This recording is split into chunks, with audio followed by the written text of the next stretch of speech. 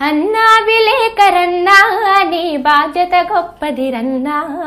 కత్తి మీది సాములాంటి వృత్తి నీదిరా కత్తి మీది సాములాంటి వృత్తి నీదిరా ఎంత కష్టమైన దాటిపోయే శక్తి ఉందిరా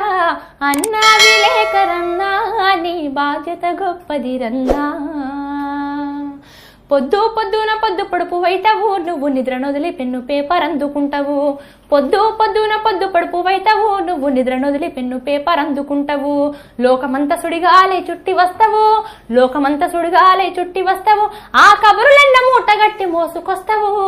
అన్నా విలేకరన్నా నీ బాధ్యత గొప్పదిరన్నా నిజంగా నేను గ్రేట్ఫుల్గా చెప్పుకునేది ఏంటంటే ఈరోజు నేను బయటకు వచ్చిందంటే ప్రతి ఒక్క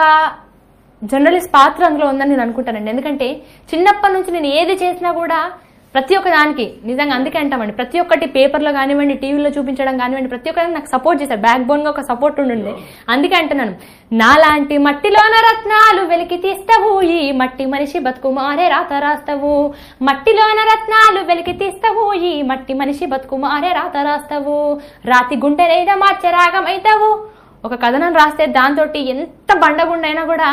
ఒట్టిగానే కరిగిపోయాయో అవునా అనేంత స్థాయికి తీసుకొస్తారు. అందుకే రాతి గుంటనైనా మచ్చ రాగం అవుతావు జాతి మేలు కోరే చైతన్య గీతం అవుతావు